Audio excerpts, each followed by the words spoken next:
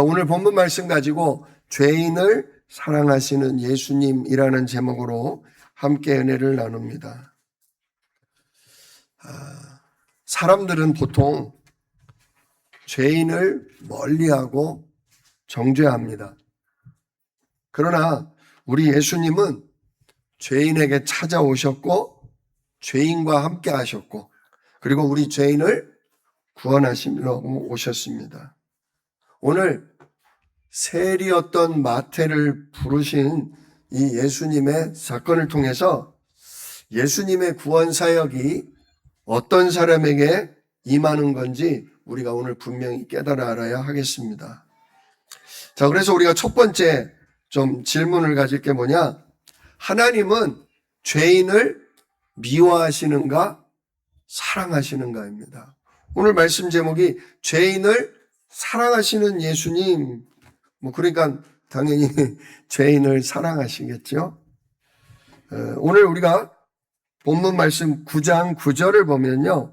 예수님께서 그곳을 떠나 지나가시다가 마태라는 사람이 세관에 앉아 있는 걸 보시고 그랬어요.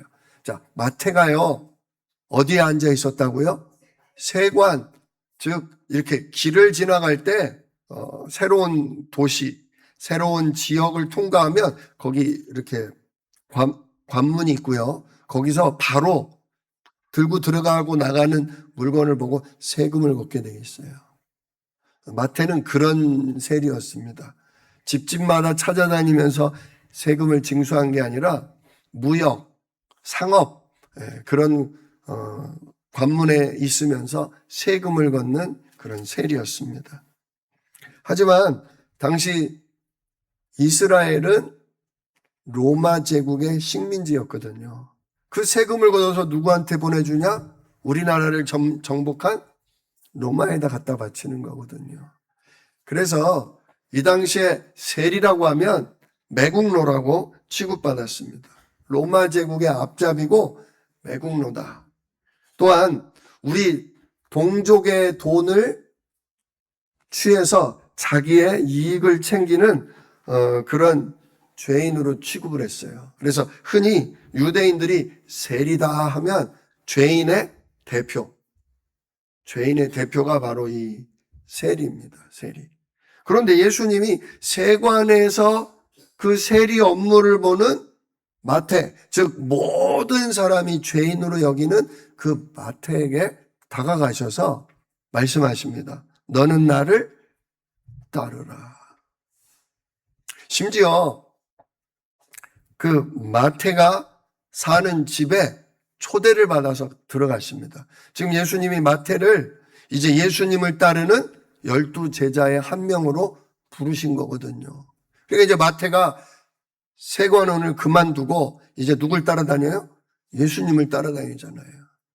그러니까 이제 마지막 친구들과 같은 업종에 있던 사람들과 고별하려고 잔치를 베풀 때 예수님과 제자도 불렀다는 거죠. 그래서 예수님이 그 친구 세리들이 모인 그 자리에 같이 앉아서 밥을 드셨어요. 또 세리만이 아니라 세리다 보니까 온갖 뇌물을 갖다 바치고 온갖 죄를 짓는 죄인들 그들도 같이 모였다는 것입니다. 그래서 이렇게 사람들이 왜 너희 선생님은 세리와 죄인들과 같이 밥을 먹냐 그렇게 얘기를 한 거죠. 우리가 한 가지 알아야 될 게 있습니다. 우리가 또 오해하는 게 있습니다. 그게 뭐냐면 하나님은 죄인을 미워하시고 죄인을 벌하시고 심판하신다고만 생각을 합니다. 그렇지 않습니다. 하나님은 죄인을 미워하시는 게 아니라 하나님은 죄를 미워하시는 겁니다. 우리 인생은 진짜 원죄 아래 태어났어요. 우리 조상 아담이 하와가 선악과 하나님이 먹지 말라고 한 선악과를 따먹고 스스로 하나님과 같아지고 싶은 그 욕심에 불순종한 죄, 하나님을 떠난 죄가 우리 아담의 모든 후손들에게 그대로 이어졌기 때문에 우리 사람은 태어난 순간 이미 죄를 가지고 태어났어요. 죄를 지어서 죄인이 아니라 우리는 태어난 순간 이미 죄 속에 태어난 죄인입니다. 그래서 하나님은 하나님을 떠나 있는 그 상태를 싫어하시는 거지. 그 하나님을 떠난 상태 가운데 있는 그 영혼을, 그 사람을 미워하시는 게 아니라는 사실입니다. 오히려 하나님은 죄 가운데 태어난 우리를 불쌍히 여기시고 정말 사단에게 속고 죄 가운데 고통당하는 우리를 긍휼히 여기셔서 우리를 구원하시려고 사람으로 오셔서 십자가에서 피 흘려 죽기까지 우리를 사랑하셨어요. 그래서 우리 죄값을 치르시고 예수 믿는 우리를 용서하시고 의롭다 하시며 하나님의 아들이다, 딸이다 이렇게 우리의 신분을 바꿔 주신 것입니다. 그래서 말씀하시지 않습니까? 하나님이 세상을 이처럼 사랑하사 독생자를 주셨으니. 그렇습니다. 죄인을 사랑하셔서 죄인을 구원하려고 죄값을 치르러 아무 흠이 없는 예수님을 보내주신 것입니다. 그래서 우리는 이 세관에 앉아있는 죄인 마태를 찾아오신 예수님을 보면서 지금도 하나님은 죄인을 찾아오시는구나. 우리를 사랑하시고 정말 지금 아직까지도 예수님을 알지 못하는 십자가의 보혈의 능력을 몰라 죄와 저주 속에 사는 영혼들을 하나님은 지금도 사랑하시며 그들에게 찾아가기를 원하신다는 걸 오늘도 우리는 발견해야 할 것입니다. 예수님은 죄인을 심판하러 오신 게 아닙니다. 오늘 말씀처럼 죄인을 불러 회개시키려고 오신 것입니다. 자, 우리가 여기서 생각해야 될 게 뭐냐? 여러분, 하나님이 진짜 여러분을 사랑하시고 날마다 여러분에게 찾아오신다는 사실을 믿으십니까? 그걸 발견하십시오. 내가 이 모양 이 꼴로 살아도 내가 매일 이렇게 실수하고 넘어져도 여전히 주님은 나를 사랑하신다는 사실. 내게 찾아와서 너는 나를 따르라. 부르신다는 그 사실을 기억하시기를 축복합니다. 혹시 죄책감 때문에 하나님께 나아가지 못하는 그런 분도 계십니까? 우리가 죄책감에 시달리다 보면요. 뭐가 제일 먼저 끊어지냐면 기도가 제일 먼저 끊어져요. 하나님께 잘못한 게 있으면 첫째 말씀을 못 드려요. 뭘 부탁을 못 해요. 그러면서 뭐가 끊어지냐? 예배가 끊어집니다. 예배가. 아유, 내가 이 모양 이 꼴로 사니 하나님도 나를 버리시는구나. 하나님도 나를 치시는구나. 나 같은 건 받아주시지 않을 거야. 아니요. 예수님은 지금 회개하지도 않은, 예수님을 영접하지도 않는 마태에게 직접 찾아와서 그를 뭐 하셨어요? 부르셨어요. 하물며 우리가 복음 듣고 정말 하나님의 은혜에 감사하는 우리인데 우리가 넘어지고 실수했다고 해서 하나님 우리를 버리시고 진짜 하나님 우리를 내버리시지는 않습니다. 혹 우리를 깨닫게 하려고 우리로 하여금 오직 그리스도 붙잡게 하려고 징계를 하시면 하셨지 결코 우리를 미워하시고 버리시지 않습니다. 그러므로 잘못한 게 있다면 주님 앞에 그대로 자백하면 됩니다. 요한일서 1장 9절 말씀처럼 진짜 우리가 만일 우리 죄를 자백하면 저는 미쁘시고 의로우사 우리를 모든 불의에서 깨끗하게 하신다. 여러분, 행위를 완전히 고치고 완벽하게 살아서 의인되는 사람은 없습니다. 만약에 그런 게 가능하다면 굳이 예수님이 오셔서 십자가에서 피 흘려 죽지 않으셨을 겁니다. 격려하고 선한 마음을 주고 힘을 주고 도와주면 깨끗하게 살 수 있는 가능성이 1%라도 있으면 하나님이 전능한 능력으로 그렇게 하셨을 겁니다. 그러나 우리 사람에게는 그럴 가능성이 없습니다. 본질상 진노의 자녀다 그랬습니다. 죄에서 벗어날 수가 없습니다. 일생에 매여 마귀의 종로로 탈 수밖에 없다라고 성경은 분명히 얘기합니다. 그래서 우리에게 1%의 가능성을 남겨두지 않으시고 하나님께서 영광 보좌를 버리고 이 땅에 우리와 똑같은 사람의 몸으로 오셔서 십자가에서 우리를 대신해 죄값을 단번에 짊어지고 갚아버리셨습니다. 우리의 질병도 우리가 받아야 될 저주도 재앙도 다 짊어지고 갚아버리셨습니다. 그리고 조건은 하나입니다. 십자가에서 우리의 죄를 끝냈다는 사실을 뭐하기만 해라? 믿기만 해라. 십자가에서 죽으신 예수를 나의 주인으로 나의 구원자로 뭐하기만 해라? 영접하기만 해라. 그리고 그분을 따라 살기만 해라. 당장 삶이 온전해지고 당장 새 사람으로 다 변화되고 그러지 않을지라도 예수 십자가의 피를 믿는 순간 그 사람은 깨끗함을 잊게 됩니다. 의롭다함을 잊게 됩니다. 그리고 하나님의 자녀로서 그때부터 하나님이 가르치고 야단을 쳐서라도 조금씩 우리를 뭐 하셔요? 성화시켜 나가셔요. 변화시켜 나가셔요. 근데 변화가 들 때도 우리를 의롭다 하십니다. 예수의 공로로 말미암아 우리를 의롭다. 이전 것은 지나갔으니 보라 새 것이다. 새로운 피조물, 새 사람이라고 우리를 불러주십니다. 진짜 예수님은 죄인을 사랑하십니다. 두 번째로 예수님은 왜 죄인 마태를 제자로 부르셨을까요? 오늘 예수님이 9장 9절에 그 마태를 보고서 나를 따르라고 부르셨습니다. 이거는 그냥 예수 믿어라가 아닙니다. 이거는 12 사도를 부를 때만 쓰시는 말씀이에요. 베드로가 물고기 잡다가 허탕을 쳤을 때 주님이 깊은 데로 가서 그물을 던져라 했잖아요. 그랬더니 어떻게 됐어요? 물고기가 한가득 잡힌 걸 보고 베드로가 얘기합니다. 주여 나를 떠나소서 나는 죄인입니다. 그랬더니 예수님 뭐라고 하셔요?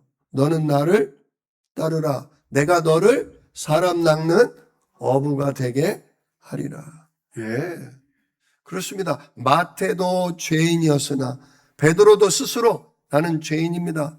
나를 떠나십시오. 주님은 거룩하신 하나님 아닙니까? 거룩하신 하나님과 저는 맞지가 않습니다. 두렵습니다. 저를 떠나십시오. 그러나 주님은 너는 나를 따르라. 오늘도 이 죄인 마태를 주님은 너는 나를 따르라고 부르신 겁니다. 왜? 하도 많은 사람이 있는데 많은 의로운 사람, 착한 사람, 성실한 사람, 존경받는 사람 많은데 그런 사람이 아니라 이렇게 모자라고 부족하고 연약한 사람들을 너는 나를 따르라 제자로 부르셨을까요?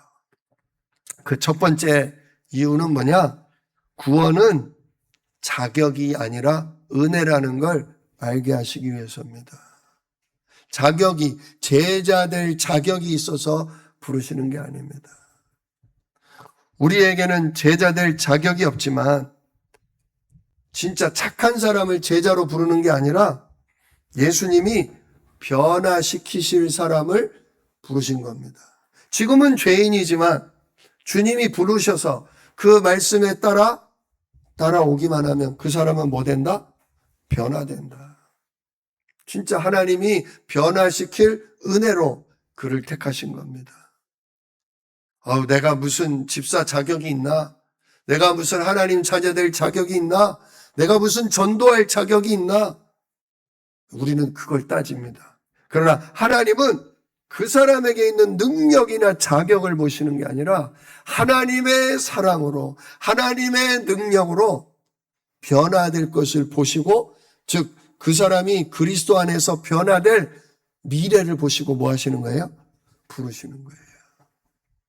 우리도 편견을 좀 버려야 합니다. 아유, 저런 사람이 무슨 목사야? 저런 사람이 무슨 장로야? 저런 사람이 예수 믿겠어? 다 누구 기준이에요? 우리 기준이에요. 어떤 죄인도 어떤 악인도 그리스도 십자가 안에 들어가기만 하면 씻음받고 그의 성령으로 인도받기만 하면 완전 새 사람으로 뭐 돼요? 변화됩니다. 그게 누구 능력이에요? 하나님의 능력이에요. 그래서 진짜 제자의 자격, 구원의 자격은 우리 사람의 어떤 노력이 아닌 하나님의 은혜와 능력에 있다. 그걸 우리가 발견해야 하겠습니다. 두 번째로 예수님은 그야말로 죄인을 새 사람으로 만드신다는 겁니다. 오늘 이 세관에서 로마에게 세금을 뜯어내고 또 사람들에게 돈을 뜯어내서 자기 이익을 취하던 이 세리마태가 나중에 어떻게 됩니까? 예수님의 12 제자 중에 하나가 됩니다. 그리고 지금 우리가 읽은 이 마태복음을 기록한 사람이 바로 이 세리 마태인 것입니다. 진짜 아무리 모든 사람의 손가락질 받는 죄인이라 할지라도 예수님을 만나기만 하면 그의 성령을 받기만 하면 시대적인 전도자, 많은 영혼을 살리는 사도로 변화되게 되어 있습니다. 예수님은 이처럼 현재의 모습을 보시는 게 아니라 하나님의 부르심에 들어온 그 사람의 미래를 보시고 부르신다는 사실입니다. 지금 여러분의 모습을 현재의 모습에 낙심하지 마십시오. 아이고, 내가 예수 믿은 지 10년이 됐는데 20년이 됐는데 아직도 내가 이 수준이라니, 이 모습이라니. 주님은 오늘도 우리에게 찾아오십니다. 그러니까 너는 나를 따르라. 나만 따라와라. 나만 따라. 그동안 예수 믿는다고 하면서 네가 네 생각 따라가고 네 마음 따라가고 네 욕심 따라가니까 그런 거다.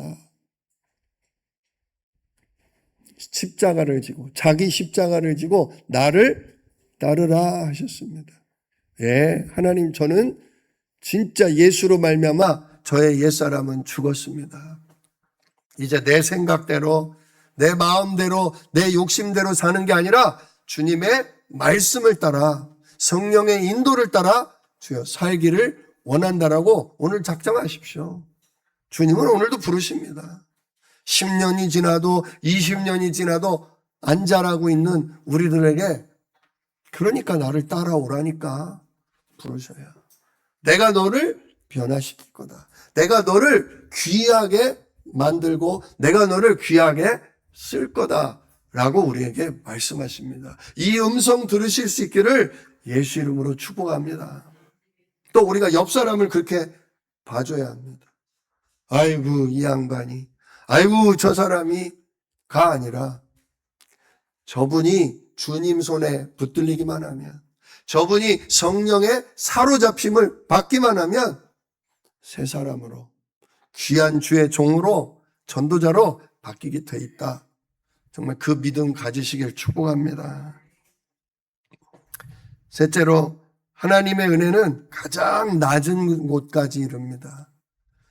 바로 이 가장 낮은 곳이 마태인 것입니다. 아까도 말씀드린 것처럼 세리는 유대인들 중에 가장 대표적인 죄인, 가장 낮은 천한 사람입니다. 사람들이 전부 포기하고 상종하지도 않은 사람이었습니다. 그런데 예수님은 그 마태의 집에 들어가시고 마태의 친구인 세리와 온갖 죄인들과 함께 어울려 식사하셨습니다. 같이 밥을 먹었다는 건 뭐예요? 친구가 됐다. 동급이 됐다. 그 얘기입니다. 죄인과 동급이 돼? 이 수준의 사람들과 내가 같아져 버렸어? 그게 아닙니다. 그 사람들이 예수님과 같은 수준, 예수님과 같은 친구가 됐다는 얘기입니다. 물론 우리는 연약합니다. 우리는 예수님이 아니에요.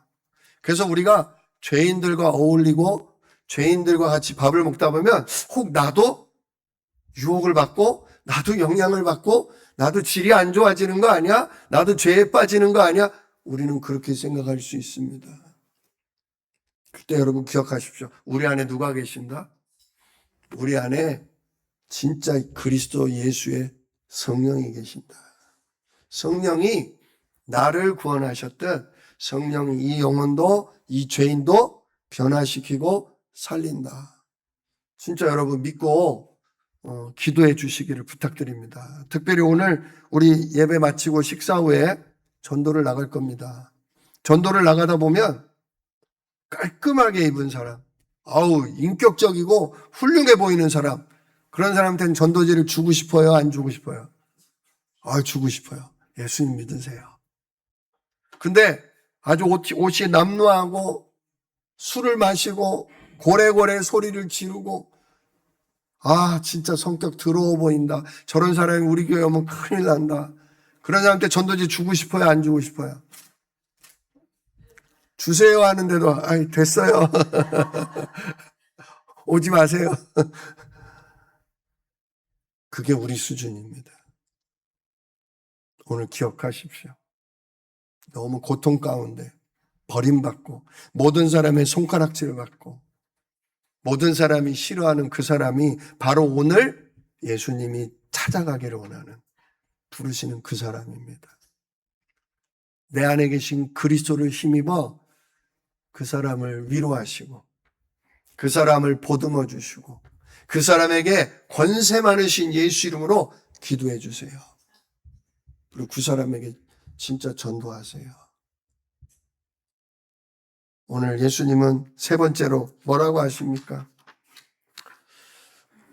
예수님은 나는 의인을 부르러 온 게 아니라 나는 죄인을 부르러 왔다. 나는 의사다. 영혼과 육신과 감정과 모든 걸 치유하는 의사다. 건강한 자에게는 나는 필요 없다. 나는 진짜 병든 자, 시달리고 눌린 자, 죄 가운데 있는 자를 나는 고치러 왔다. 변화시키러 왔다. 이 주님의 말씀이 진짜 우리 마음에 담겨야 됩니다. 나에게 편한 사람, 나에게 좋아 보이는 사람이 아니에요. 하나님이 정말 그리스도가 필요한 사람, 예수 십자가가 필요한 사람, 부활의 소망이 필요한 사람, 그 사람이 누군가? 그 사람이 저 사람이구나. 하나님 오늘 보여주실 겁니다.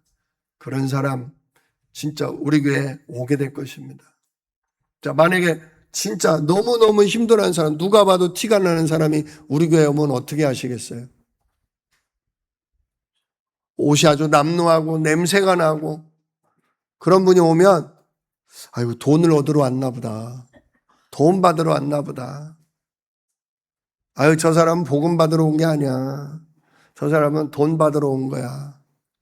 여러분, 돈도 필요한 겁니다. 도움도 필요한 겁니다. 그러나 그에게 가장 필요한 거는 그리스도죠. 그에게 돈을 주고 도움을 주고 함께 울고 그와 함께 기도해 주면서 그 사람의 근본 문제, 하나님 떠나 죄 가운데 시달리는 그 영혼에게 그리스도 전달할 수 있기를 축복합니다. 우리도 죄인이었어요. 진짜 똑같은 죄인으로서, 똑같이 하나님의 사랑, 똑같이 하나님의 은혜 받는 사람으로서 오늘 영혼들을 외면하지 마시고 다가가서 주님의 사랑으로 격려하며 위로하며 예수 십자가의 복음으로 그 사람의 복음 깨달을 때까지 기도하면서 도와주시기를 바랍니다. 오늘 마태복음 9장 13절을 보면 나는 의인을 부르러 온 것이 아니요 죄인을 부르러 왔노라 그랬어요. 근데 누가복음 5장 32절도 똑같은 내용인데 조금 내용이 다릅니다. 죄인을 불러 회개시키러 왔다. 회개시키러 왔다. 네, 주님은 반드시 그 영혼을 뭐 하셔요? 돌이키셔요. 하나님 떠난 사람이 하나님 만나도록. 사단에게 잡혀 온갖 죄와 욕심에 진짜 빠진 사람이 하나님 말씀과 하나님의 귀한 뜻을 따라 살 수 있는 사람으로 변화시키십니다. 그러니까 변화는 누가 시켜요? 변화는 우리가 시키는 게 아니에요. 우리는 못 시킵니다. 아무리 잘해주고 아무리 뭐 해줘도 그 사람 변하지 않아요. 그러나 우리 안에 계신 그리스도가 그 사람의 영혼을 바꾸실 수 있다는 걸 믿고 전도하고 기도하면 하나님 반드시 바꾸십니다. 누굴 바꾸셨듯 우리를 바꾸시고 우리를 지금 바꾸어 나가시듯 그 사람의 영혼도 새롭게 바꾸실 것입니다. 진짜 우리 교회가 이 죄인을 정죄하고 죄인을 비판하는 공동체가 되면 안 됩니다. 얼마든지 죄인들이, 얼마든지 비난받는 사람들이 들어와서 비난보다 사랑을 받고 배척보다 진짜 환영을 받고 정죄보다 예수 그리스도의 은혜의 복음을 듣는 그런 자리가 되도록 해야 합니다. 그래서 우리의 마음의 준비도 필요합니다. 그 준비가 돼 있지 않으면 하나님 우리 교회에 준비한 영혼을 보내줄 수가 없어요. 준비한 영혼을. 진짜 예수님은 영광 보좌를 버리고 불편한 이곳에 오셨다는 거죠. 가장 낮고 천하고 비난받는 십자가의 자리로 올라가셨다는 거죠. 우리도 그와 같이 해야 할 것입니다. 우리의 주인이 그분이시기 때문에 주님 따라 우리도 사랑하며 낮은 자리로, 섬기는 자리로, 위로하고 정말 구원하는 자리로 우리도 들어가야 하겠습니다.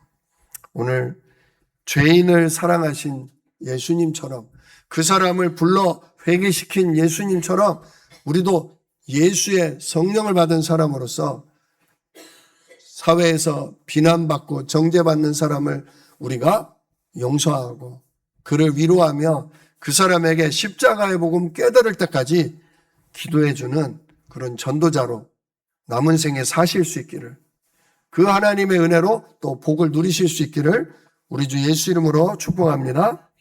기도하겠습니다. 은혜로우신 아버지 하나님 감사합니다.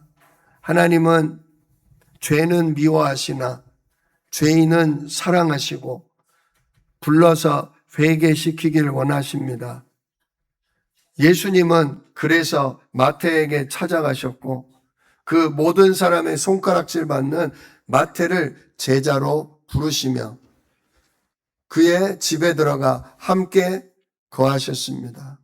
하나님, 정말 주님께서 우리에게 찾아와 주셨습니다.